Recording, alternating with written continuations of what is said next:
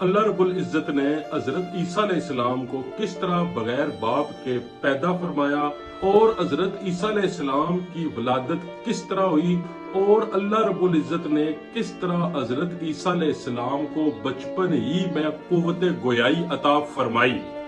ایک دن حضرت مریم بیت المقدس کے ایک کمرے میں اللہ رب العزت کی عبادت میں مشغول تھی کہ اچانک ایک اجنبی شخص آپ کے کمرے میں داخل ہوا۔ دراصل وہ اجنبی شخص حضرت جبرائیل علیہ السلام تھے جو انسانی شکل میں آپ کے کمرے میں داخل ہوئے۔ اس اجنبی شخص کو دیکھ کر حضرت مریم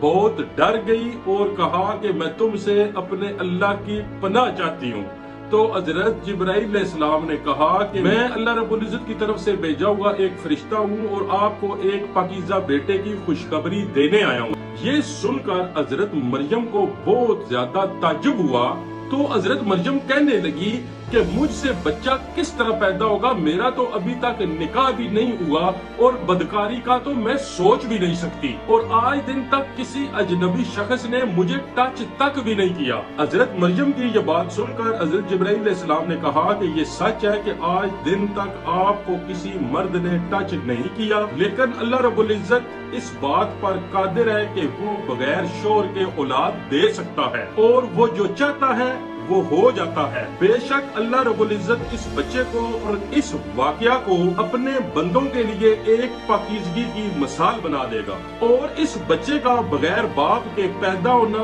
اللہ رب العزت کی قدرت کی بہت بڑی نشانی ہوگا، تاکہ لوگ یہ جان لیں کہ اللہ رب العزت ہر ایک چیز پیدا کرنے پر قادر ہے اور وہ جو چاہتا ہے وہ پیدا کرتا ہے۔ جس طرح اللہ رب العزت نے حضرت آدم علیہ السلام کو بغیر کسی مرد اور بغیر کسی عورت کے پیدا فرمایا اور باقی تمام انسانوں کو عورت اور مرد سے پیدا کیا، اور اب اس بچے یعنی حضرت عیسیٰ علیہ السلام کو بغیر مرد کے عورت سے پیدا کرے گا، اور یہ اللہ رب العزت کی قدرت کی جلوہ گری ہوگی۔ اس کے بعد حضرت جبرائیل علیہ السلام نے کچھ پڑھا اور حضرت مریم پر پھونک ماری،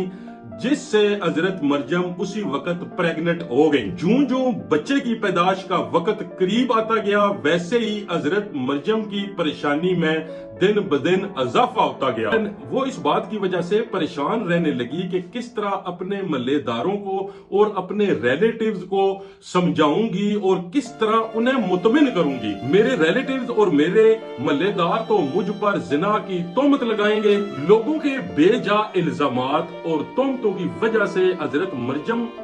بیت المقدس سے تقریباً 10 کلومیٹر دور جنگل کی طرف ایک پہاڑی سراقہ کی طرف چلی گئی۔ اس جگہ کو بعد میں بیت اللحم کہا جانے لگا۔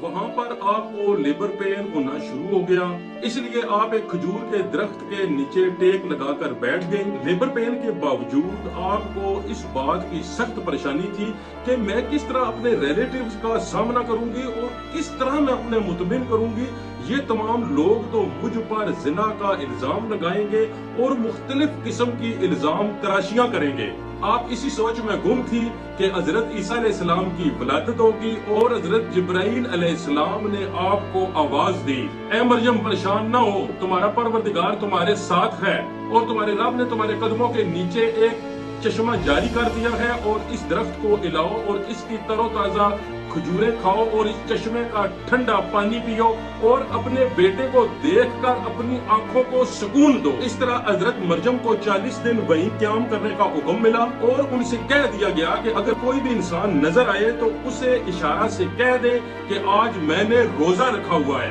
اور میں آج کسی انسان سے بات نہیں کر سکتی۔ اور 40 دن کے بعد جب حضرت مریم اپنے بیٹے کو ساتھ لے کر اپنے گھر آئیں تو بستی والوں نے جب دیکھا کہ آپ کی گود میں ایک بچہ ہے، بستی والوں نے بچے کو دیکھ کر شور مچانا شروع کر دیا اور آپ پر طرح طرح کی الزام تراشیاں شروع کر دی، اور حضرت مریم سے کہنے لگے کہ تم نے زنا کیا ہے، نہ ہی تو تیرا باپ ایسا تھا اور نہ ہی تیری والدہ ایسی تھی۔ اسی دوران تمام بستی والے حضرت مریم کے پاس جمع ہو گئے اور آپ پر طرح طرح کی تہمتیں لگانے لگے اور آپ کو اذیتیں دینے لگے۔ آپ کے ریلیٹیوز کہنے لگے کہ مریم اور آپ کے منگیتر یوسف کو اس زنا کے جرم کی سزا ملنی چاہیے۔ اپنے ریلیٹیوز کی باتیں سن کر حضرت مریم نے کہا کہ میں نے کوئی زنا نہیں کیا اور نہ ہی زندگی میں نے کبھی کوئی بدکاری کی ہے۔ تو آپ کے گاؤں والوں اور آپ کے ریلیٹیوز نے کہا کہ اس بات کا تمہارے پاس کیا ثبوت ہے اور کون تمہاری پاک دامنی کی گواہی دے گا؟ تو اس وقت حضرت مریم نے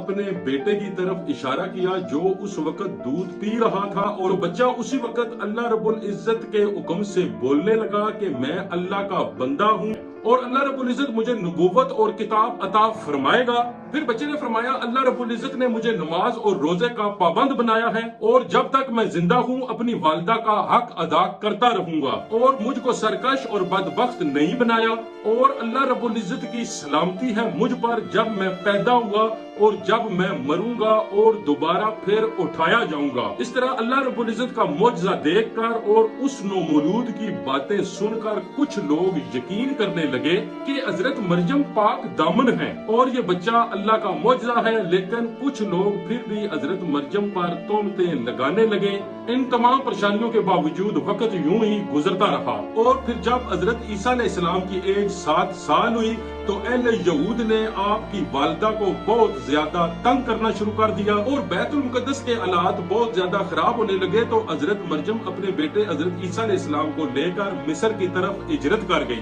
آپ نے اپنی زندگی کے 13 سال مصر ہی میں گزارے اور اس کے بعد اللہ رب العزت کے حکم سے آپ دوبارہ فلسطین واپس آ گئی۔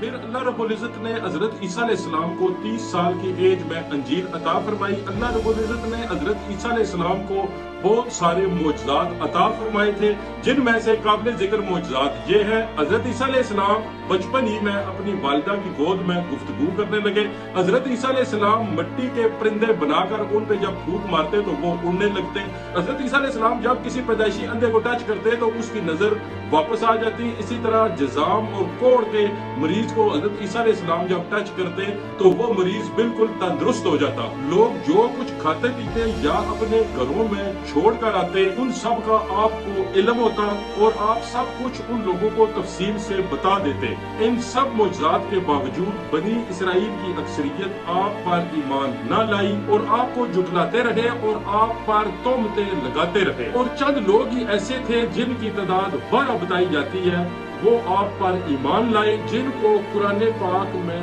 حواریون کے لقب سے پکارا جاتا ہے۔ جس طرح اللہ رب العزت قرآن میں ارشاد فرماتا ہے، جب حضرت عیسیٰ علیہ السلام نے ان کے کفر کو محسوس کر لیا تو کہنے لگے اللہ کی راہ میں میری مدد کرنے والا کون کون ہے؟ تو حواریون نے کہا کہ اللہ کی راہ میں ہم آپ کی مدد کرنے والے ہیں، ہم اللہ پر ایمان لائے، آپ گواہ رہے کہ ہم آپ کے فرما بردار اور تابعدار ہیں۔ اس کے بعد حضرت عیسیٰ علیہ السلام تبلیغ کی غرض سے اپنے حواریوں کو ساتھ لے کر شام کی طرف روانہ ہو گئے اور وہاں پر اللہ رب العزت کا میسج پہنچانا شروع کر دیا، لیکن وہاں پر بھی بنی اسرائیل کے لوگوں نے آپ کی بہت زیادہ مخالفت کی اور ہر طرح سے آپ کو اذیتیں دینا شروع کر دی۔ پھر ایک دن حضرت عیسیٰ علیہ السلام کے حواریوں نے ایک بہت عجیب فرمائش کی جس کو اللہ یوں بیان فرماتا ہے، اور جب حواریوں نے کہا اے عیسیٰ ابن مریم، کیا آپ کا رب اس بات پر قادر ہے کہ وہ ہم پر آسمان سے کھانا نازل فرمائے؟ تو حضرت عیسیٰ علیہ السلام نے کہا کہ اگر تم اللہ پر ایمان رکھتے ہو تو اللہ رب العزت سے ڈرو۔ تو کہنے لگے کہ ہماری خواہش ہے کہ ہم اس میں سے کھائیں اور ہمارے دل تسلی پائیں اور ہم جان لیں کہ تم نے ہم سے سچ کہا اور ہم اس نازل ہونے والے کھانا پر گواہ رہیں گے۔ حضرت عیسیٰ علیہ السلام نے اللہ رب العزت کی بارگاہ میں دعا کی، اے ہمارے پروردگار، ہم پر آسمان سے دسترخوان نازل فرما کہ ہمارے پہلے والوں کے لیے اور ہمارے پچھلوں کے لیے، اور وہ تیری طرف سے نشانی ہو، اور ہمیں رزق عطا فرما، بے شک تیری ذات بہتر رزق عطا فرمانے والی ہے۔ تو اللہ نے فرمایا میں تم پر ضرور کھانا نازل فرماؤں گا، لیکن اس کے بعد تم میں سے جو کفر کرے گا اسے ایسا شدید عذاب ملے گا کہ اہل عالم میں سے ایسا کسی کو عذاب نہ ملا ہوگا۔ حضرت عیسیٰ علیہ السلام کی ایج جب 30 سال ہوئی تو اس وقت اہل یہود آپ کے خلاف ہو گئے اور آپ کو پھانسی لگانے کا فیصلہ کر لیا۔ حضرت عیسیٰ علیہ السلام کے دور میں شام رومیوں کے کنٹرول میں تھا اور یہاں کا رومیوں کا حکمران کٹر کافر تھا جسے یہودیوں نے حضرت عیسیٰ علیہ السلام کے خلاف کر دیا اور آپ علیہ السلام کو پھانسی لگانے کا حکم دیا۔ اس طرح اس بدبخت حکمران نے یہودیوں کی طرفداری کرتے ہوئے حضرت عیسیٰ علیہ السلام کو پھانسی لگانے کا فیصلہ کر لیا، لیکن اللہ رب العزت نے حضرت عیسیٰ علیہ السلام کو بحفاظت آسمانوں پر اٹھا لیا، جس طرح اللہ رب العزت قرآن پاک میں ارشاد فرماتا ہے، اور انہوں نے کہا ہم نے عیسیٰ علیہ السلام کو سولی پر چڑھا دیا جو اللہ کے پیغمبر تھے، حالانکہ انہوں نے حضرت عیسیٰ علیہ السلام کو قتل نہ کیا اور نہ ہی سولی پر چڑھایا، بلکہ ان کے لیے حضرت عیسیٰ علیہ السلام کا ہم شکل بنا دیا گیا، اور جو لوگ حضرت عیسیٰ علیہ السلام کے بارے میں اختلاف کرتے ہیں وہ گمان میں پڑے ہوئے ہیں، اس کے علاوہ ان کے پاس کوئی علم نہیں ہے، بلکہ اللہ رب العزت نے انہیں اپنی طرف اٹھا لیا، اور اللہ رب العزت غالب حکمت والا ہے۔ حضرت عیسیٰ علیہ السلام قیامت کے قریب جناب رسول کریم صلی اللہ علیہ وسلم کے امتی بن کر زمین پر نازل ہوں گے۔ حضرت عیسیٰ علیہ السلام ہی وہ نبی ہیں جن کے بارے میں قرآن پاک میں بہت زیادہ ذکر آیا ہے، اور آپ علیہ السلام ہی بنی اسرائیل کے آخری نبی تھے، اور حضرت عیسیٰ علیہ السلام نے